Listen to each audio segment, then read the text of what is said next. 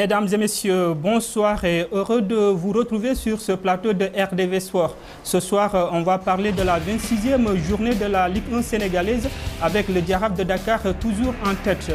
En Ligue 2 avec la 25e journée, l'AS Pikine, après 3 années passées en division inférieure, va retrouver la Ligue 1 sénégalaise l'année prochaine. Et puis on reviendra un petit peu sur le deuxième tour des éliminatoires de la CAN U20 avec le Sénégal qui a concédé le match nul devant l'Égypte. C'était le samedi passé au stade Léopold Sédar Senghor. Et puis on va aussi évoquer donc la liste de Aliou Cissé attendue ce jeudi donc pour les joueurs qui vont être présélectionnés pour la Coupe du Monde Russie 2018.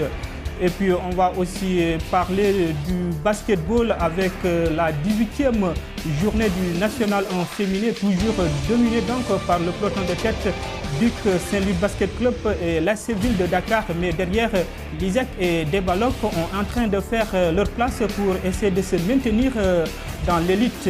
Et puis on parlera également de l'Open international de Dakar, c'est en pétanque, avec la première édition remportée par les Malgaches qui ont dominé la France et le Sénégal qui a terminé donc à la 3e place. On va aussi parler donc du tournoi interbancaire qui a été remporté par la CBAO devant la BOA. Pour analyser et commenter tout cela, nous avons comme invité sur ce plateau M. Ibrahima Ndiaye, secrétaire général du tournoi Interbank Assurance. Bonsoir M. Ndiaye. Oui, bonsoir Omar et merci beaucoup pour l'invitation. Et puis à ma droite, on a un jeune confrère, Moustapha Sadio. Bonsoir. Bonsoir Omar. Un confrère de la radio-télévision sénégalaise RTS. Merci pour cette invitation. Et le développement dans un instant.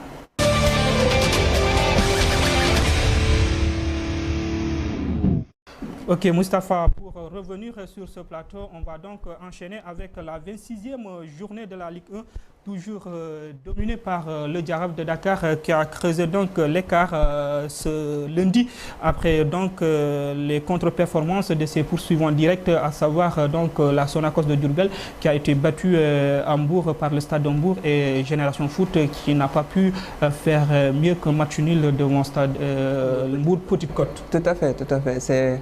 C'est un championnat où le Jaraaf est en train de complètement prendre l'ascendant sur ses concurrents directs. En ce moment, quand on voit le Jaraaf jouer, on sent que c'est une équipe déjà assez huilée. Ils sont en train de battre des records également de victoires consécutives. On l'a vu, ils en sont à 9 victoires consécutives. C'est un record dans notre championnat. Et derrière, on voit que les concurrents sont en train de s'essouffler. On a vu avec Génération Foot, sans doute émoussé avec sa longue campagne africaine qui n'a pas abouti. On l'a vu éliminé par le RS Berkane dans des conditions difficiles, mais ça on en reparlera sans doute une prochaine fois. Et la Sonacos qui est une jeune équipe mais qui fait un très bon championnat, mais hélas je pense que ça ne suffira pas pour contester l'hégémonie du Jaraaf cette saison. Ibrahima, on a vu Génération Foot qui a bien démarré le championnat et du coup avec la campagne africaine, la Champions League mais aussi la Coupe des Confédérations, entre-temps il a lâché des points et Jaraaf qui a pris les commandes qui devance ses poursuivants donc de 13 points. Oui, Génération Foot était bien parti, hein, ça il faut l'avouer. Mais maintenant, c'est des championnats de haut niveau. Ça aussi, c'est des choses à admettre. Donc, quand on n'a plus ce jeu récurrent, c'est très normal. Et là, il faut le dire aussi, Jaraaf vient de très loin. Et aujourd'hui, je crois qu'il mérite sa première place actuellement. Déjà, il faut aussi dire derrière qu'il y a d'autres équipes. En tout cas, pour maintenir le cap, ce sera vraiment difficile parce que toutes les équipes se valent actuellement. Et je crois que les entraîneurs sont très conscients de cela. Ce qui relève d'ailleurs le niveau de la Ligue cette année. Moustapha, donc le Jaraaf depuis 8 journées n'a pas connu de défaite. Qu'est-ce qui explique cela? Je pense que le coach Malik Daf quand même est en train de faire un très bon boulot en conservant déjà une bonne partie de l'effectif. C'est une équipe des joueurs qui se connaissent très bien. Et il a conservé des joueurs cadres comme Daouda Gueye Diémé, le joueur de l'équipe nationale locale, ou encore des joueurs confirmés comme Pape Seydou Ndiaye dans les buts. C'est une très bonne recrue. On a vu, il y a une telle concurrence qu'un latéral gauche de la trempe de Babacar Mbaye Seck est relégué sur le banc par un très très bon arrière gauche maintenant. Ça veut dire que c'est une équipe vraiment assez huilée et d'une certaine homogénéité et portée vers l'avant. Pour cela, il faudrait féliciter franchement l'entraîneur Malick Daf. Si les Jaraaf remportent le championnat, ce sera un très beau champion parce qu'on a vu, ils en sont à 16 victoires en 24 journées. Ça veut dire qu'ils sont à 66,6% de taux de victoire. C'est impressionnant quand même dans notre championnat. C'est la meilleure attaque également du championnat. Mais il ne faut pas encore enterrer Génération Foot qui compte 3 matchs en retard. Je ne sais pas s'ils gagneront les 3 matchs, même s'ils... 13 points de retard, ça sera très difficile. S'ils font carton plein, ils reviendront à 4 points, ce qui relancerait une partie du championnat, même s'il restera derrière 4 journées à terminer. Est-ce que ça sera facile pour Génération Foot de... Oui, pourquoi pas? Parce qu'aujourd'hui, il faut le dire, je crois même Génération Foot est actuellement à la 3e place. Parce que je crois que c'est la Sonacos qui vient après le Jaraaf. Donc, il lui reste du chemin à faire. Mais comme l'a dit, si bien dit Moustapha, il y a 3 journées en retard. Donc, c'est énorme. Il faudra compter sur ces 3 journées pour voir éventuellement ce que cela peut donner à l'avenir. Donc, de la Sonacos qui est en 2e position?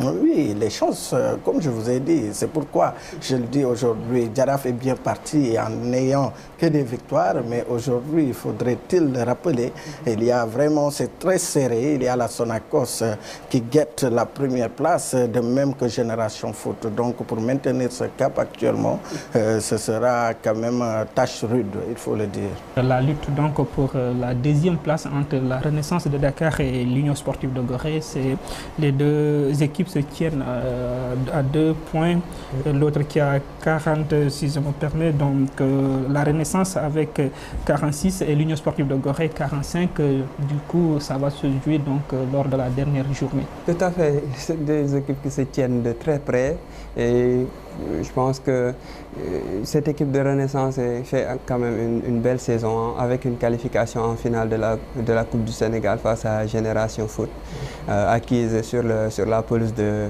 Diamono de Fatick. Ça veut dire qu'ils peuvent réaliser un truc vraiment inattendu, gagner le 2e ticket qualificatif pour la montée en Ligue 1 la saison prochaine et peut-être éventuellement aller chercher la Coupe du Sénégal et une qualification en Coupe CAF la saison prochaine. Ce qui est vraiment inespéré pour cette équipe qui a longtemps lutté pour la montée, mais qui s'est toujours cassé les dents dans le sprint final. Là, ils sont en position d'y aller. Il leur suffit d'une victoire lors de cette 26e et dernière journée pour valider leur ticket. L'Union Sportive de Gorée n'a pas dit son dernier mot, n'a pas abdiqué dans cette lutte-là. Ils n'ont plus leur destin en manque, on le dit. Hein. Même s'ils gagnent, il suffit que Renaissance de Dakar s'impose pour que le titre soit pour le club de Plateau. Et en bas, donc, l'Union olympique de Ngor, Etix de Mboro, Kayor Foot et Ndarguedj, ça sera âprement disputé entre ces 4 équipes parce que Olympique a 23 points, Etix 23, Kayor Foot 22 et Ndarguedj 22. Ça sera âprement disputé entre ces 4 équipes lors de la dernière journée. C'est quand même passionnant de voir que 4 équipes se tiennent en un petit point et ils jouent leur survie quasiment pour rester dans cette Ligue 2 entre Kayor Foot, Etix, Ndarguedj, tout ça. Ça va se jouer jusqu'à la dernière. C'est quand même triste de voir une belle équipe comme l'Olympique de Ngor en être là, quand on sait qu'il y a quelques années, ils étaient en lutte exactement au top en Ligue 1 et tout. Ils ont même fait une campagne africaine. Mais je pense que des problèmes comme au niveau des infrastructures, au niveau du stade de Ngor, avec la promesse d'une pause du gazon synthétique dans leur stade, qui se fait toujours attendre. Le président Rémi Juto n'a pas arrêté de lancer des appels en direction de nos autorités sportives pour la réalisation de ce gazon synthétique-là, pour permettre à son équipe quand même de pratiquer le beau football auquel ils aspirent quand même. Jusque-là, ça tarde. Je pense que cela aussi explique les difficultés de l'Olympique de Ngor cette saison, mais ce n'est pas encore joué. Des équipes qui se tiennent en un point, et ils vont devoir aller chercher ce maintien-là. Ça va être très passionnant jusqu'à la dernière seconde de ce championnat. Olympique de Ngor a son destin en main, puisque s'il gagne, il sera assuré de se maintenir en Ligue 2. Oui, il faut le dire, hein, mais je crois que ces 4 équipes, aujourd'hui, tout le monde peut passer. Parce qu'à un point, c'est vraiment jouable. Mais espérons en tout cas, parce que l'Olympique de Ngor, quand même, nous a régalé de beaux jours. Et puis, on va enchaîner avec les éliminatoires de la CAN U20 Niger 2019 avec les Lionceaux qui ont été tenus en échec par l'Égypte 0 but partout. C'était ce samedi au stade Léopold Sédar Senghor. On va donc suivre l'élément avec les réactions des 2 coachs, Youssoufa Dabo et le coach égyptien, est revenu sur ce plateau pour commenter.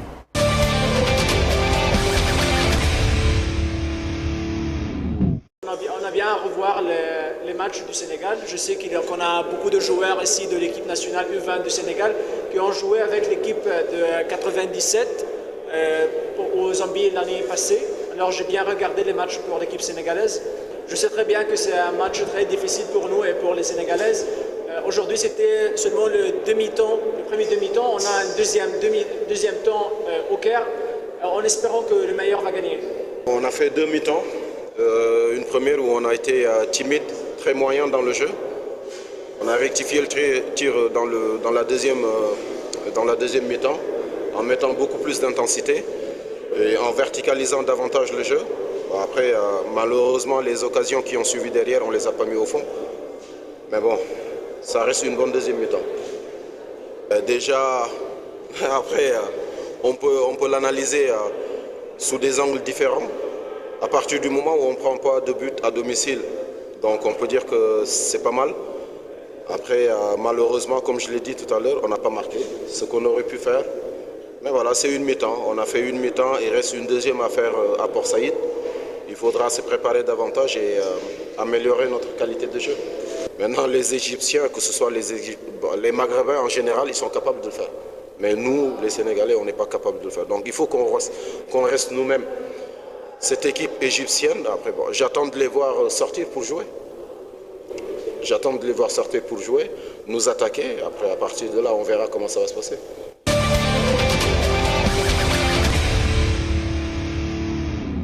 Moustapha, vous étiez au stade le samedi passé. Les Lionceaux ont eu des problèmes pour venir au bout des pharaons égyptiens. Score final 0 but partout. Qu'est-ce qui n'a pas marché? Je pense que cette équipe a encore beaucoup de mal à trouver son rythme avec un nouveau sélectionneur quand même U20, Youssoufa Dabo, qui n'a pas encore eu suffisamment de temps pour mettre en place, disons, ses idées, ses principes de jeu. Parce que ça reste quand même un bon entraîneur. On a vu ce qu'il a réalisé avec Guédiawaye Football Club. Il a quelques difficultés cette année sans doute avec le Stade de Mbour, mais ça reste un bon entraîneur. Mais il a pas suffisamment de temps, je pense, pour mettre en place un jeu assez huilé avec l'équipe nationale locale. On l'a vu, hein, vous étiez également au stade. On a vu une exact. Il a dit que bon, les Égyptiens ont du temps à se préparer, 6 mois, alors qu'ils ont 2 semaines comme ça pour préparer une telle compétition. Avec le tournoi UFOA, ils étaient éliminés au premier tour. Et du coup, on a vu les conséquences, on avait du mal à venir au bout de cette équipe égyptienne. Je pense qu'au tournoi de l'UFOA, quand même, ça devait servir de préparation à ce match-ci face à l'Égypte, parce que c'est le rendez-vous le plus important pour l'équipe nationale U20 cette année.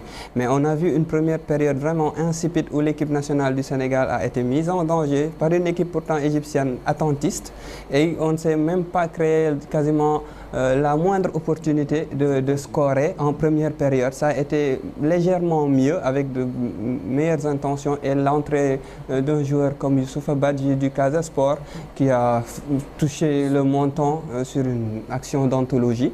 Je pense qu'il faudra aller chercher la qualification en Égypte. Ce n'est pas évident, après un score nul et vierge à domicile, d'aller en Égypte et aller s'imposer face à ces jeunes pharaons.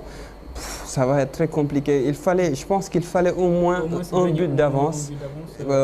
Exactement. Mais le fait de ne pas avoir encaissé également met un petit peu en danger l'équipe égyptienne. Si on a une stratégie... Il va falloir qu'il attaque pour pouvoir marquer ce but-là. En conférence de presse également, il l'a évoqué. Il a dit que ce serait mieux pour lui de jouer contre une égyptienne qui va sortir. Ça l'avantagerait, a-t-il dit.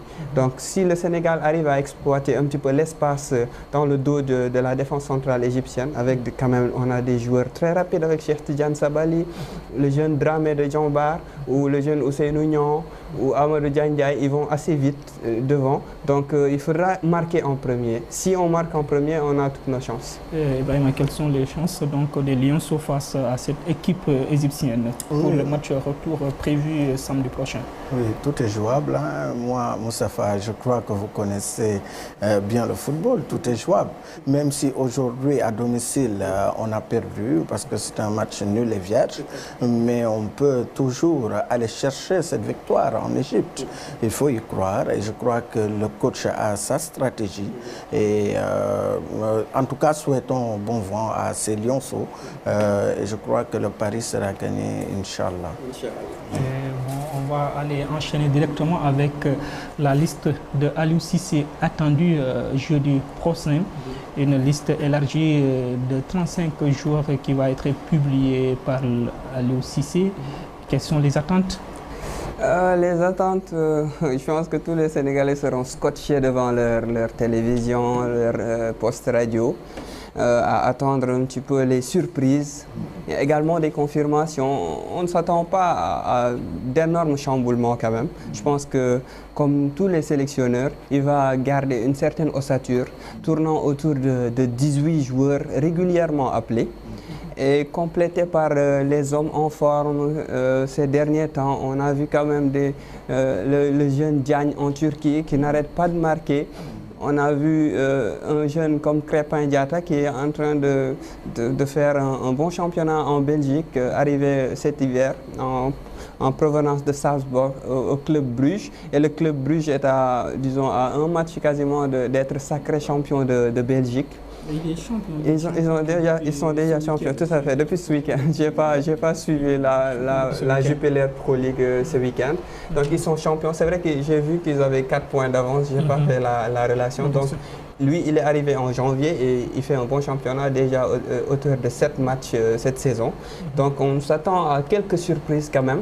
Mais on a eu vent quand même que des joueurs qui ont pourtant marqué des points dans les rendez-vous du mois de mars, comme Santingom, seront zappés de la liste. Ça, c'est quand même une surprise, je pense. Si on commence avec les portiers, donc il y a 4 gardiens qui pour 3 places. Khadim Ndiaye qui a peut-être une avance sur les autres. Alfred Gomis au niveau de l'Italia Spal, et il y a aussi Pape Sirou Ndiaye et Abdoulaye Diallo. Et on va se donner donc rendez-vous au point de presse de Aliou Cissé ce jeudi. Et on va enchaîner donc avec le basketball, avec donc la 18e journée du National en féminin. Et toujours c'est Duc, l'AS Ville de Dakar et Saint-Louis Basket Club qui dominent ce national. Comme disons les 3 ou 4 dernières années, depuis que l'AS Ville de Dakar également est revenu au premier plan, parce que le Duc Saint-Louis Basket Club ont toujours trusté le haut du tableau. Disons ces 10 dernières années, ils se sont partagés les titres, que ce soit la Coupe du Sénégal, que ce soit le titre de champion du Sénégal. Maintenant, depuis 4 ans, on a vu la montée en puissance d'une équipe comme l'AS Ville de Dakar, bien coachée par Moustapha Gueye, l'ancien sélectionneur de l'équipe féminine de basket, et qui cette année pourtant a beaucoup plus de mal que les saisons passées. Par contre, c'est le Duc qui est revenu en force cette saison avec des recrues vraiment bling à la limite, parce que c'est des joueuses qui ont été aux États-Unis, qui ont rejoint cette équipe cette saison. Le Duc a gagné tous ses matchs cette saison. Ils sont vraiment impressionnants. Ils tournent à une moyenne ils mettent plus de 40 points d'écart aux équipes adverses, sauf peut-être leur match face à l'AS Ville de Dakar, Saint-Louis Basket Club. Sinon, toutes les équipes ont pris des branlées de la part des Duchesses. Saint-Louis Basket Club reste égal à lui-même. Cette équipe de Saint-Louis Basket Club reste égale à elle-même. Et un mot donc sur les deux promus, à savoir l'ISEG et Debaloc, qui ont validé leur ticket pour les playoffs. Tout à fait, c'est vraiment rafraîchissant de voir une équipe comme Derklé Basket Club qui en est à ce niveau-là, des promus qui ne font pas de complexe. Et ISEG, c'est pas très surprenant, parce que ISEG, c'est une équipe, cette école-là est en train d'investir énormément dans le sport, notamment dans le basketball. Ils ont même été champions du monde de basket à 3. 3 contre 3, plutôt champion d'Afrique. Ils ont été également au championnat du monde. Donc c'est une école qui est bien fournie en termes de joueurs de basket, de joueuses de basket, notamment des étrangers également, et qui font franchement un championnat honorable au vu de leur positionnement. On voit que c'est une équipe qui vient d'arriver pourtant dans l'élite du basketball féminin et qui ne fait pas de complexe. Ils seront sans doute dans les playoffs. Ils sont bien partis en tout cas, et Debaloc également. C'est très rafraîchissant parce qu'on a l'habitude d'entendre quasiment les mêmes équipes. Ville de Dakar, Saint-Louis Basket Club, Dakar University Club, Jaraaf ou Asfo. Maintenant, on peut également évoquer des équipes comme ISEG et Debaloc. Ok, merci Moustapha d'être ici sur ce plateau pour commenter et analyser tous ces résultats. Donc, on va pouvoir vous libérer et retrouver notre invité pour parler donc du pétanque avec la première édition Open International de Dakar qui s'est clôturée ce dimanche avec donc la victoire des Malgaches qui ont remporté le jackpot devant l'équipe de France et le Sénégal qui a terminé donc à la 3e place.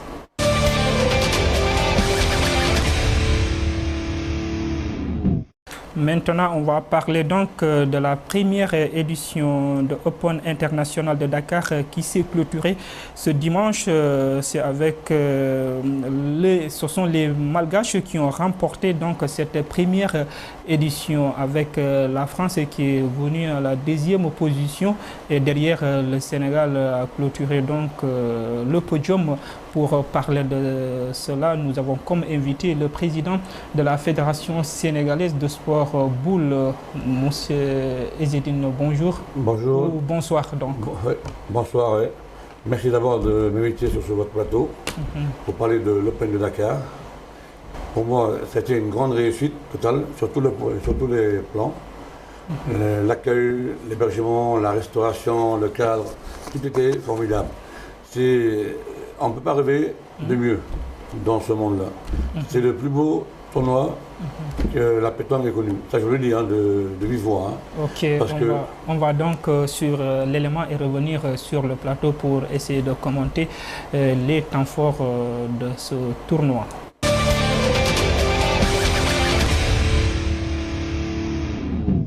Comme vous le voyez, dans ce beau cadre de l'hôtel Jarama, avec une participation pour le premier Open, d'une environ vingtaine de pays, des grands joueurs qui sont venus de partout pour nous honorer le Sénégal.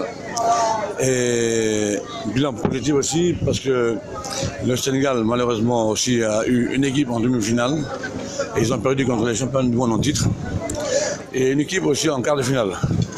Bon, je dirais que bon, c'est bien pour ce premier Open.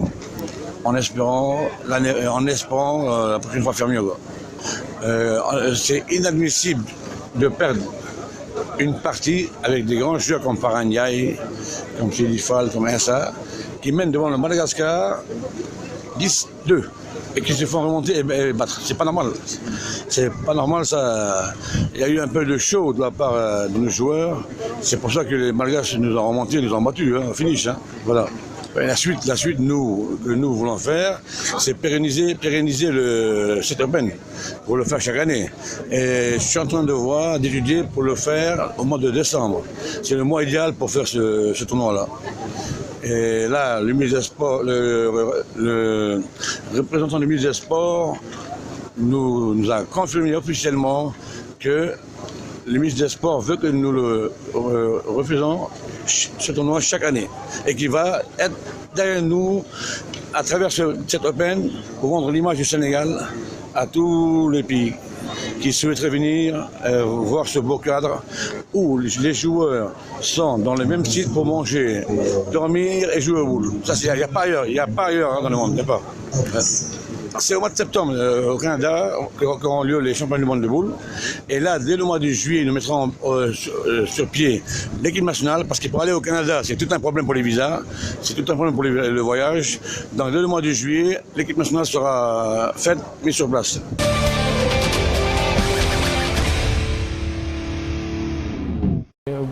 Président, quel est le bilan que vous avez tiré de cette première édition au point de vue? Comme je disais tout à l'heure, c'est un bilan positif avec la participation d'environ 20 pays venus de partout, donc avec des grands joueurs, les champions du monde en titre, les Malgaches, les vice-champions du monde en titre, les vice-champions du monde face aux Malgaches, le Bénin, et bien sûr les médailles de bronze. Bon, c'est une grande surprise, hein, médaille de bronze l'année dernière à Madagascar, la France, qui pendant 17 ans a été championne du monde de suite. Bon, il fallait bien qu'il y ait un coup d'arrêt, et ça s'est passé à Madagascar. Donc, avec bien sûr aussi la participation de beaucoup de pays, une mention spéciale à la Mauritanie qui est venue en masse avec 20 équipes, le Mali, le Niger, le Liban, les Seychelles, Réunion, le Niger. Vraiment, je tiens à les remercier d'être venus participer à ces grands événements. La Côte d'Ivoire, je vais en oublier quelques-uns, c'est pas grave, je m'excuse auprès d'eux, hein, mais bon, tout le monde a été bien reçu, bien accueilli, bien installé dans ce beau cadre de l'hôtel Ngor Diarama. Et dimanche a été la clôture, bien sûr, et pour moi, c'est pas une surprise, hein, parce qu'à l'heure actuelle, les Malgaches font partie des 3 ou 2 nations les meilleures de ce monde-là, Vraiment, ils viennent d'arriver à la pétanque depuis 15 ans, hein, et ils ont eu une progression phénoménale, quoi. Et grandiose. Sur le contenu du jeu, comment vous avez trouvé la qualité des joueurs? Mais encore une fois, rehaussé par des grands joueurs, l'équipe de Lyon où évolue Malbec, et Malais, tout ça. L'équipe de France en personne amenée par mon ami Alain Bidot, hein, des jeunes. Le Bénin, Marcel Biot, qui est vice-champion du monde. Et vraiment, il y avait tout, la technique, le beau jeu, la technique, des beaux tirs, des beaux points. De suspense. De belles choses qui se sont déroulées pendant cet événement, quoi. Combien de joueurs ont participé pour ce tournoi? Bon, pour ce tournoi, nous avons eu 110 équipes. 110 équipes venant de 10 pays, une vingtaine de pays. C'est vraiment super. Et il a fallu que bon, vous savez, si on devait accueillir tout le monde, on serait confronté à un problème majeur d'hébergement, d'accueil et de restauration. Donc on a préféré arrêter à 110 équipes pour que tout le monde soit à l'aise, soit mis dans de bonnes conditions. Voilà. 110 équipes, c'est 330 joueurs qu'il faut pendant 3 jours, 4 jours, parce qu'ils sont arrivés jeudi, héberger, nourrir et les mettre dans de bonnes conditions. Ça a été un peu difficile. Est-ce que vous avez pu bénéficier de l'appui des autorités, notamment la fédération et le sport Oui, bien sûr. Bien sûr, on a bénéficié de l'apport du ministère des Sports, en attendant celle de la présidence, parce que c'est le haut patronage de notre président, M. Macky Sall. Et on a bénéficié aussi du ministre des Sports et bien sûr de mon ami et frère Daniel, le président du CNOS, qui nous a apporté aussi sa contribution. Le port aussi a réagi, vraiment le port a réagi. Et beaucoup je ne dirais pas de sponsors, mais c'est des bienfaiteurs, parce que vous savez, moi j'ai une triple casquette. Hein. Je suis dans la pétanque, je suis dans le football, je suis président de la Renaissance qui va jouer dimanche la finale de la Coupe du Sénégal. Et je suis aussi dans l'humanitaire, j'ai une fondation qui porte mon nom. Donc je ne dirais pas c'est des sponsors, c'est beaucoup plus des partenaires, des bienfaiteurs qui m'assistent annuellement toute l'année hein, dans mes actions humanitaires, que j'ai tenu à travers ces banderoles, que vous avez vu, les remercier. Quoi, voilà. En attendant que les autorités aussi de ce pays réagissent. Quoi. Qu'est-ce que vous comptez réellement faire pour essayer de pérenniser ce tournoi? Ben là, ce que je peux vous dire, c'est que mes bienfaiteurs partenaires, eux, m'ont donné leur accord pour pérenniser ce tournoi. Et bien sûr aussi, M. Ndao, le directeur de cabinet du ministre des Sports, m'a donné son accord officiel venant de la part du ministre des Sports pour me dire que le ministre des Sports tient à ce que ce soit inscrit sur le calendrier international de la FIPJP. Donc j'aurai leur appui total parce que je tiens à faire de cet Open le plus grand Open du monde. Parce que c'est l'Open du 11 au 13 mai. C'est le plus grand. Hein. Il n'y a pas ailleurs en point de vue restauration, hébergement et primes. Il n'y a pas ailleurs dans ce monde. Il n'y a pas. Et je tiens à agrandir cet événement-là pour que le Sénégal, le Dakar, soit vraiment la capitale de la pétanque. Et qui dit la venue de pays étrangers fera du bien aussi au tourisme, à notre tourisme. Quoi. Voilà. Donc l'année prochaine aussi, le tournoi aura lieu ici à Dakar ou bien? Oui, à Dakar, parce que vraiment, le Ngor Diarama, comme vous l'avez constaté hier, il y a la mer à 5 mètres, il y a le terrain de boule, il y a les tribunes. Et derrière vous, il y a l'hôtel. Que demander de plus? Tout le monde est dedans, tout le monde est au même endroit. Donc il n'y a pas plus beau que ça. Quand nous allons à un mondial, quand nous partons à un championnat du monde de boule, le soir, si nous sommes 30 pays, nous sommes divisés par 5 pays. Et c'est fini quoi. On est ensemble seulement la journée. Alors que là, tout le monde est au même endroit. Tous, sans exception. C'est beau. Donc voilà, donc ce sera un Ngor Diarama, Inch'Allah toujours. Et le Sénégal va participer à ce mondial de sport? Oui, c'est au Canada, au mois de septembre. Mais vous savez, pour aller au Canada, d'abord pour les visas, c'est un problème. C'est loin. Donc c'est pour ça qu'on va rapidement tenir une réunion pour mettre sur place l'équipe nationale avant le mois de juillet. Comme ça, on aura devant nous 2 mois pour faire notre démarche sur le plan administratif. Quoi. Et voilà. Vous comptez amener exactement combien de boulistes? Non, vous savez, pour participer à un mondial, vous passez d'abord par le tour qualificatif des championnats d'Afrique. Et c'est seulement les 10 premiers pays qui sont les 8 du premier au quart finaliste, plus 2, qui sont qualifiés pour le mondial. L'Afrique a droit à 10 places, l'Europe a droit à 18 ou 20. Tu vois, c'est limité, quoi. L'Asie, l'Océanie, tout ça, l'Amérique. Donc, on a droit à une équipe seulement. 3 joueurs, un entraîneur et un coach. Et le SG, voilà. Mais 3 joueurs, un entraîneur.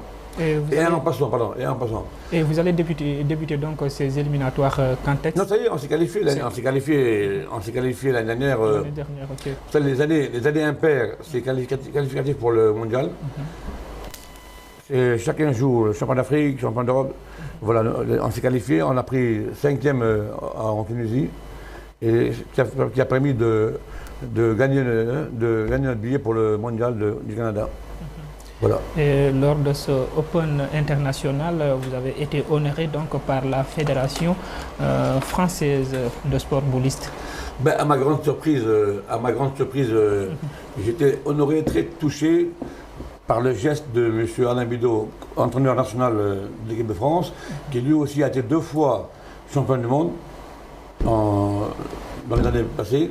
Vraiment, je tiens à remercier la Fédération française pour ce beau geste pour cette médaille d'honneur, médaille d'honneur au nom de la Fédération française de pétanque. Vraiment, ça me va droit au cœur. Et bon, c'est ma 3e médaille d'honneur que je reçois dans ma vie. Hein. Donc, après celle de SES Village, celle des pompiers du Liban, voilà ma 3e médaille d'honneur. En 30 ans, c'est pas mal. Hein. Oui, merci à... Félicitations donc, merci à monsieur Debois, le président de la Fédération française. Voilà. Et un mot sur ça, Ibrahima? Oui, peut-être la pétanque, je dirais que je l'ai une fois fait, mais à la vieille ville, à Saint-Louis, quand j'étais tout à fait jeune. C'est un sport d'ailleurs, on jouait ça pratiquement, comme on l'appelle, le mois de Ramadan. Oui. On jouait beaucoup de la pétanque, mais quand même, ça fait 10 ans que je ne l'ai plus pratiqué. Ah bon? Mais on va vous inviter. Vous êtes passionné. On va vous inviter alors. Je vais vous inviter encore. Et pour terminer aussi, vraiment, je tiens à remercier vraiment la police, l'armée, la gendarmerie, surtout mon ami le DSP, qui m'a mis en rapport avec l'armée pour les tribunes, les gradins, tout ça. Et vraiment, merci pour tout, mes bienfaiteurs et toute l'équipe qui m'a accompagné. Voilà. Ok, merci. C'est moi qui vous remercie. Et merci à la RDV aussi. Et merci d'avoir répondu à notre invitation sur ce plateau de RDV Sport. On va donc enchaîner avec le tournoi Interbank Assurance 4e édition. Monsieur Ndiaye, vous êtes le secrétaire exécutif de ce tournoi. Et c'est la CBAO qui a remporté le trophée devant la BOA. Oui, voilà, pour en revenir au tournoi Interbank Assurance de cette saison, cette année c'était la 4e édition. Effectivement, c'est la CBAO qui a remporté ce tournoi face à la BOA par le score d'1-0. La BOA qui n'a pas démérité parce que on le dit, on peut le rappeler, ça fait quand même 4 ans que la BOA soit est en demi-finale ou en quart de finale. Donc c'est une équipe constante, bien organisée, mais malheureusement qui n'a jamais pris le trophée royal. Et cette année, c'est la CBAO qui a surpris tout le monde avec sa 2e participation et remporté. Il y avait beaucoup d'autorités quand même, on le rappelle, et beaucoup de supporters. C'était un match plaisant avec notamment la couverture médiatique de la RDV, qu'on remercie au passage. C'était une rencontre avec les confrères, avec les assureurs, et c'était vraiment magnifique. Et qu'est-ce que vous cherchez à travers ce tournoi? Oui, en fait, le but du tournoi, c'est le raffermissement des liens. Je le rappelle, nous sommes dans un métier qui est très stressant et on descend pratiquement tardivement. On n'a pratiquement pas le temps de faire du sport. Et raison pour laquelle le Cotiba s'est organisé pour regrouper toutes les banques et les assurances de la place autour du sport et principalement le football, afin qu'on puisse non seulement se connaître entre collègues, mais au-delà faire un peu de sport et participer en quelque sorte à notre santé. C'est le but du tournoi et je crois que le pari est gagné. Depuis 4 ans, aujourd'hui, les confrères sont présents et répondent à l'appel. Et il y a du beau jeu, c'est des jeunes qui sont pétris de talent et notamment on aura aujourd'hui, tout le monde connaît le tournoi et tout le monde l'attend. Et ça, nous ne faisons que remercier les membres du Cotiba, mes collègues atypiques qui n'ont pas lâché depuis le début. Ok, on va aller sur l'élément et revenir sur ce plateau pour continuer de commenter sur ce tournoi 4e édition.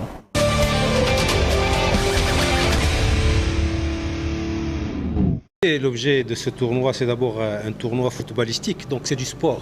Et donc le sport, chez nous, les banquiers ou les assureurs, c'est exactement la même chose qu'ailleurs. C'est des moments de fraternité, de camaraderie et de pouvoir, je dirais, se défouler tout simplement et atteindre un équilibre physique et mental qui soit au top et qui nous permet d'être mieux nous-mêmes individuellement et mieux dans nos familles, avec nos amis et dans notre travail aussi. C'est aussi simple que cela. Oui, mais vous savez, je dirais dans la deuxième mi-temps, plus d'espace vont se créer, les physiques vont être un peu plus éprouvés, les opportunités vont être plus nombreuses. Donc, j'anticipe qu'il se passera beaucoup de choses en deuxième mi-temps et j'espère beaucoup de bonnes choses pour CBAO. Pour le moment, nous devons travailler à consolider ce tournoi dans sa popularité, dans sa, comment dirais-je, parce qu'il y a les joueurs qui sont sur le terrain, mais le sport, c'est aussi, surtout le sport collectif et le football, c'est aussi l'occasion aux amis, aux familles, je dirais, de participer à cette fête. Et donc nous devons travailler à son audience et à la participation du plus grand nombre. Alors à l'échelle africaine, on peut imaginer évidemment de travailler, je dirais, comme d'ailleurs dans les professions bancaires et chez les assureurs qui sont organisés à l'échelle régionale et qui ont des associations nationales, mais qui ont aussi des associations régionales où il y a des représentants de chaque pays. On peut parfaitement imaginer qu'une fois que, je dirais, les championnats nationaux sont organisés et qu'il y a un vainqueur, je dirais, un champion de chaque tournoi national, on peut parfaitement imaginer d'organiser dans un avenir, je l'espère, le plus proche possible des championnats régionaux dans un premier temps. Il faut y aller un peu et construire, je dirais, sagement, mais de façon déterminée. Voilà. Comme vous le savez, c'est un tournoi de football qui consiste à toutes les banques et assurances de la place qu'on regroupe pour pouvoir au moins communier avec le foot. Raison pour laquelle vous voyez que nous sommes tous ici. Sans plus tarder, je vais laisser le secrétaire général qui va un peu briefer le contenu de ce tournoi de 4e édition. Nous avons eu 10 équipes, banques et assurances toutes confondues. Et on l'a dit tantôt, chaque année, on a les équipes qui nous ont fait confiance et qui viennent participer à ce tournoi, qui prend de l'ampleur maintenant, parce que tout le monde le sait déjà, il y a les chaînes de télévision même qui nous appellent lors de l'occasion pour venir couvrir. Donc on ne peut que remercier déjà les collaborateurs et peut-être redire encore une fois que ce n'est pas le Cotiba qui organise, mais c'est les banques et assurances de la place qui organisent ce tournoi. Les perspectives sont nombreuses. On a des innovations parce qu'aujourd'hui, il est de l'intérêt de tout le monde. Comme le travail est stressant, encore une fois, en banque et en assurance. Donc 2019, nous espérons regrouper toutes les banques de la place et les assurances parce que quand même on est 29 à 30 banques actuellement. Donc avoir une compétition de 10 équipes, là vraiment c'est peu. Donc nous espérons que les autres banques et assurances vont venir communier avec nous et organiser un grand championnat parce que c'est ce qui est prévu, avoir un championnat tout au long de l'année parce que, encore une fois, je le répète, la banque est très stressante, on a besoin d'aller s'entraîner, on a besoin de faire de temps en temps du sport et grâce à Cotiba, on peut le faire aujourd'hui.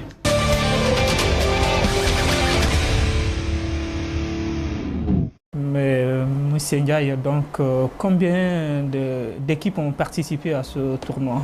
Oui, pour cette année, nous avons eu 10 équipes banques et assurances, toutes confondues. Mais je lance un appel aujourd'hui devant cette chaîne pour demander aux autres confrères de rejoindre ce tournoi qui est très important. Parce qu'aujourd'hui, cette année, on a eu 10 équipes banques et assurances confondues, mais on attend toujours, parce qu'aujourd'hui, on voudrait faire un championnat pour toutes les banques et assurances de la place qui va se dérouler tout au long de l'année. Donc c'est un appel solennel aux autres équipes de la place, parce que quand bien même, il faut le rappeler, on a minimum 29 banques de la place et une dizaine d'assurances. Donc si toutes ces formations rejoignent,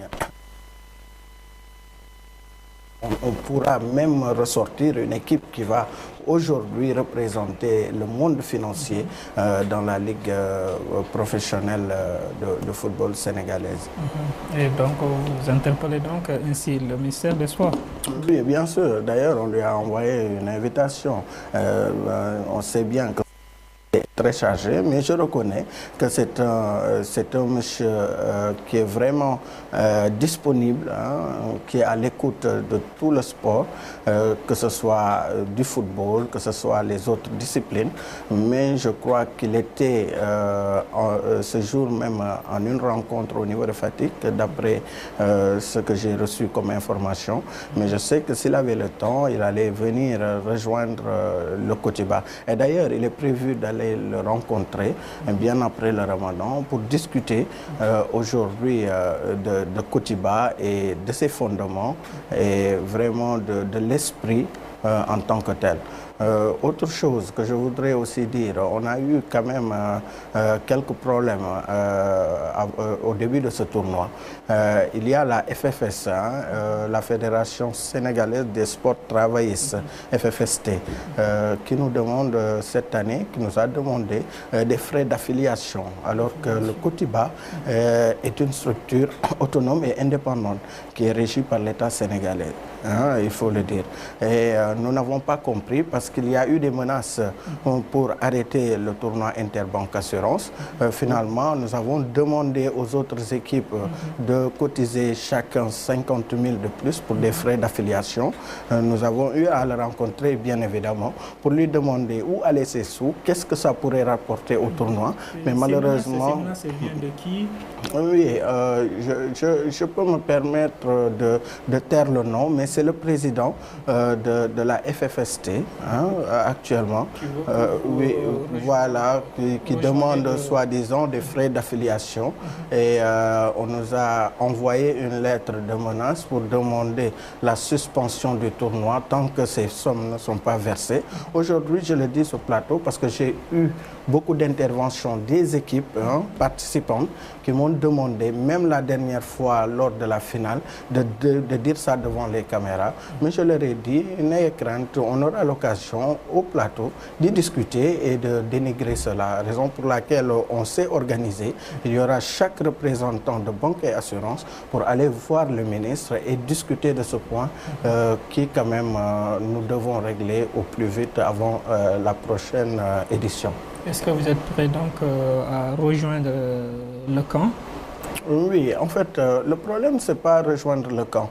Le problème, c'est qu'est-ce qu'a fait la FFST depuis qu'elle est créée. Voilà, c'est ça le hic. Parce qu'aujourd'hui, on a demandé des questions de part et d'autre. Hein. Il ne s'est jamais prononcé, il n'est jamais venu voir le comité, il n'est jamais venu voir les banquiers et les assureurs. Mais tu sais, on est au Sénégal. Quand quelque chose roule, il faut vraiment aller maintenant les voir. Mais si aujourd'hui le tournoi n'avait pas en aura, c'est sûr qu'on ne le verrait pas. Mais depuis l'année dernière, ils nous taclent. Bon, on a essayé de gérer et comme on a reçu des menaces d'arrêt du tournoi par un arrêté préfectoral soi-disant, on est parti dialoguer et les équipes ont communié et donné ce 50 000. On a dit, OK, pour cette année, on va laisser passer.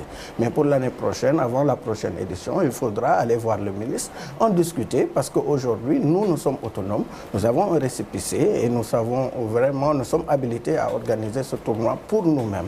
Ok, Président, mon point de vue sur cette question? Ben, écoutez, la FFST, c'est la Fédération sénégalaise des sports travaillistes. Bon, moi, je ne connais pas le règlement de... Je vais essayer de me rapprocher de mon ami, le président, que je connais bien, qui est notre doyen, que j'aime bien. Je vais lui poser la question, lui demander, pour essayer de voir ça plus clair. Quoi, voilà. Et c'est mieux de s'asseoir ensemble, de discuter, voir comment régler ça à l'amiable, sans menace, sans...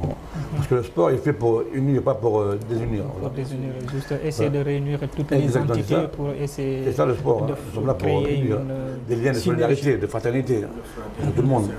Voilà. Mais c'est comme je dis, je le rappelle, aujourd'hui, pourquoi j'en parle aujourd'hui, c'est bien d'en parler, c'est l'occasion d'en parler. Et puis, moi, je ne suis qu'un mandat, un mandant, comme on dit. Il y a, comme on l'appelle encore, tous les partis pris qui m'ont demandé lors de l'invitation d'en parler à haute voix, que tout le monde le sache. Et puis nous, derrière, on va essayer de voir comment aller rejoindre le ministre et en discuter pour clore ce point une bonne fois pour toutes. Ok, donc le rendez-vous est donné pour l'année prochaine pour la 5e édition. La 5e édition.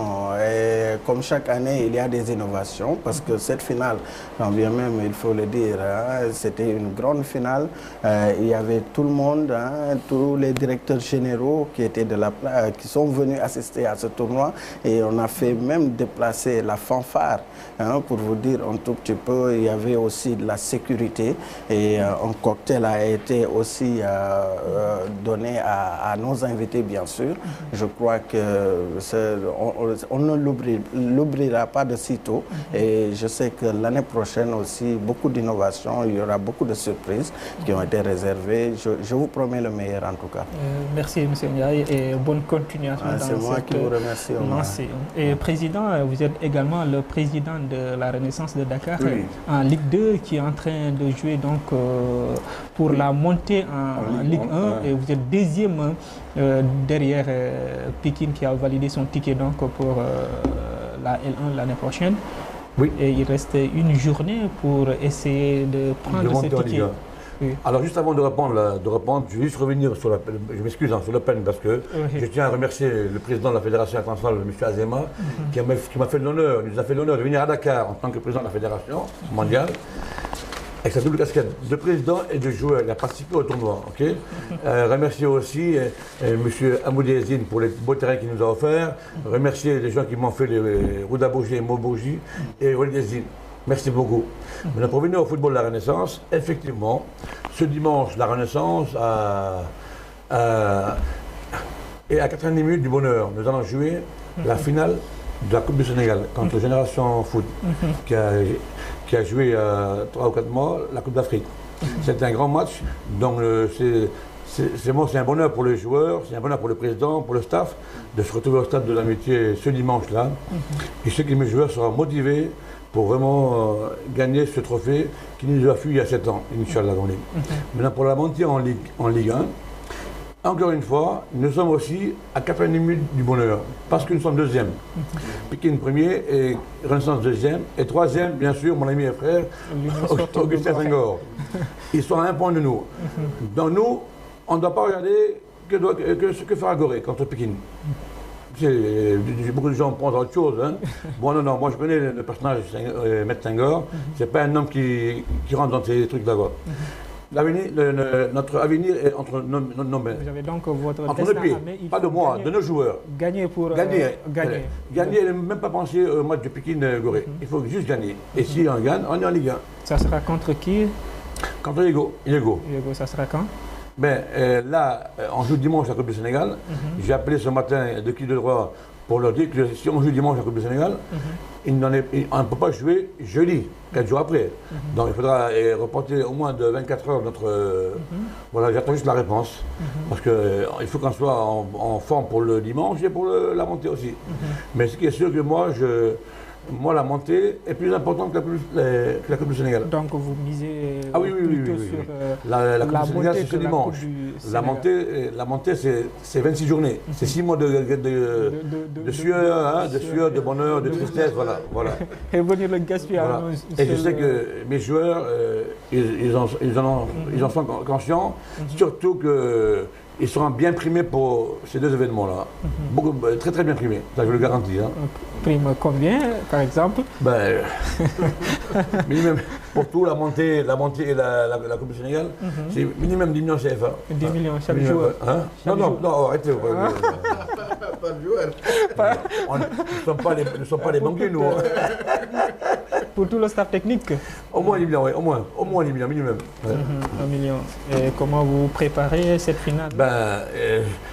Très bien, mais ils sont mis dans un endroit ouvert, là, et dans un endroit tenu secret, à cause des maraboutages, comme mes joueurs le disent. Hein. Bon, je suis étonné. Hein. Ils sont mis au vert durant toute la semaine, et 2 séances d'entraînement par jour, le matin et le soir. Et je sais que le jour J, ils seront là. Ils font honneur à la Renaissance. Et je demande aussi à tous mes amis de venir, après avoir coupé les jeunes, de venir en masse supporter la Renaissance. Surtout les gens de Dakar Plateau, bien sûr. Hein. Un mot sur cette finale qui aura lieu dimanche, Génération Foot, Renaissance de Dakar. Oui, les dés ne sont pas encore joués, hein, ça il faut le dire. Je crois que tout à l'heure, bien avant son arrivée, on en a discuté et je crois que c'est très serré, mais on souhaite bonne chance à la Renaissance. Merci beaucoup. Mais je voudrais aussi rajouter, hein, je ne l'ai pas fait, mes remerciements aux directeurs généraux, surtout le parrain, le directeur général de la CBAO et de la BOA. Hein, notre marraine aussi, Madame Amélia Isso, directrice générale de UBA Sénégal. Nous remercions aussi tous les invités, nos acolytes, hein, comment on l'appelle encore, le comité Kotiba, à savoir M. Lamine Bahoum, M. Babacar Kamara et M. Dam Meng. Il faudra quand même les remercier parce qu'ils ont fait un énorme travail pour la réussite de cette 4e édition. Et nous remercions bien évidemment RDV pour cette invitation et cette relation fructueuse depuis des années. Et merci, nous sommes donc arrivés en termes de cette émission RDV Sport. Merci Président d'être là ce soir avec nous. Rapidement là. Je reviens juste dire à son Excellence, Monsieur le Président de la République, Monsieur Macky Sall, que nous sommes tous des enfants du Sénégal, comme il l'a fait la veille du match d'Amano de Fatigue contre la Renaissance, où il avait offert 10 millions de CFA à son équipe, bien vrai qu'il est natif de la Fatigue, que nous aussi, nous sommes les enfants du Sénégal aussi, hein, de penser à nous aussi. Hein. Voilà. Et donc votre part. Comment? Votre part, vous réclamez donc votre part. Non, je n'ai aucun doute sur la bonté du président, sa générosité. Okay. Aucun doute sur ça. Nous sommes à son écoute. Et merci, nous sommes donc arrivés en termes de cette émission RDV Sport. Merci Président d'être là ce soir avec nous. Merci à vous. Merci Ibrahima. Merci Omar. Et donc bonne suite de programme sur Radio Dunia Vision.